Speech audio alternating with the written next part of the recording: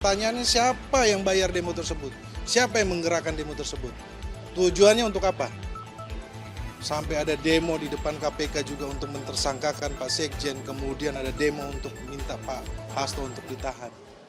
Ya baik, terima kasih teman-teman. Jadi saya sangat bersyukur dan mengucapkan terima kasih kepada Majelis Hakim yang mulia bahwa saya pribadi juga diberikan kesempatan untuk dapat menyampaikan eksepsi bersama dengan eksepsi dari penasihat hukum saya yang merupakan satu kesatuan yang tidak terpisahkan.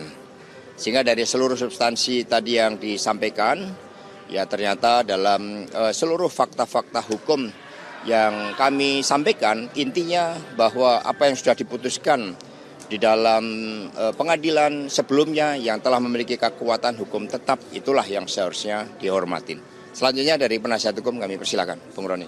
Ya, makasih teman-teman bahwa tadi kan kita sudah sampaikan dalam eksepsi ada beberapa catatan koreksi yang kami melihat itu adalah hal yang fatal terkait dengan penerapan pasal, kemudian kronologisnya secara tidak lengkap, kemudian peristiwa yang sudah dipersidangkan dan sudah ingkrah 2020 didaur ulang. Yang perlu kita sampaikan bahwa yang kita melihat titik dari terkait dengan obstruction of justice itu terjadi itu di proses penyidikan, di penuntutan dan pemeriksaan sidang, bukan di penyelidikan.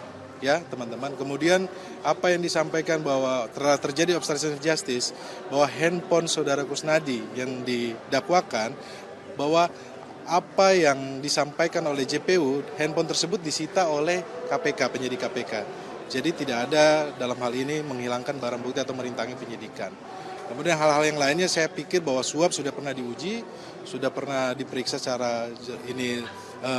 secara utuh dan sudah disampaikan bahwa uang tersebut adalah dari Harun Masiku.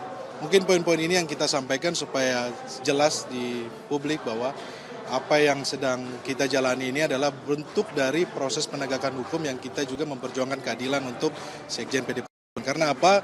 Ini bisa terjadi sama siapa saja apabila penegakan hukumnya secara urak-urakan, tidak sesuai dengan KUHAP, dan kita lihat apalagi dengan muatan politis. Kami harapkan ini tidak terjadi kepada masyarakat kecil. Terima kasih. Mas, tadi kan sempat disebut juga adanya intimidasi dari pejabat negara agar tidak memecat Jokowi sebagai kadernya. Itu siapa Mas, dan intimidasi apa saja yang diberikan begitu? Ya teman-teman, nanti kan ada agenda pembuktian. Pembuktian itu nanti kita akan ungkap, karena di muka persidangan lebih kita pikir bahwa sah secara hukum ya. Nanti kita akan sampaikan bukti-bukti tersebut. Ini kan rangkaian persidangan ini kan masih panjang. Ada spanduk menyerang partai PDI Perjuangan tahun 2024. Kemudian ada pemberitaan-pemberitaan yang menyudutkan Sekjen PDI Perjuangan. Salah satu media online sudah dijatuhkan sanksi oleh Dewan Pers karena tidak cover both side. Itu sudah kita proses. Kemudian teman-teman hari ini di depan banyak sekali yang demo. Demo yang kita sudah ikuti dari sidang pra-peradilan sampai sekarang masih konsisten mereka demo. Pertanyaannya siapa yang bayar demo tersebut? Siapa yang menggerakkan demo tersebut? Tujuannya untuk apa? Sampai ada demo di depan KPK juga untuk mentersangkakan Pak Sekjen, kemudian ada demo untuk minta Pak Hasto untuk ditahan. Yang paling yang menurut saya keterlaluan itu adalah ada survei, sampai ada survei yang sudah menjelaskan, yang sudah memvonis Pak Sekjen sudah bersalah, Mas Hasto sudah bersalah, sebelum ada vonis pengadilan. Menurut saya teman-teman, ini perbuatan-perbuatan yang tidak sesuai dengan hukum, dan ini menurut saya menunjukkan bahwa ini adalah kasus politik dan Mas Hasto adalah tahanan politik. Yang terbaru adalah Mas Febri. Kita lihat, kurang dari 1 minggu saya ingat, Jumat kemarin beliau sidang pertama, hari Rabu sudah ada penggeledahan di kantor lamanya. Terus kemudian di framing di media, ini maksudnya apa, tujuannya apa? Apa yang mau dari penegakan hukum seperti ini kawan-kawan? Kalau mau fair, ayo kita beradu di ruang persidangan, kita adu dalil, kita adu soal argumentasi-argumentasi hukum, itu fair gitu loh. Tapi sejak awal teman-teman sudah tahu bahwa ini adalah politik.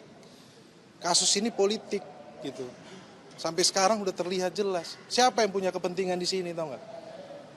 Kan kita sudah tahu gitu loh. Ada orang yang masih merasa bahwa dia berkuasa, masih merasa abuse of power, masih merasa bahwa dia bisa mengontrol republik ini. Nanti kita akan buka di persidangan.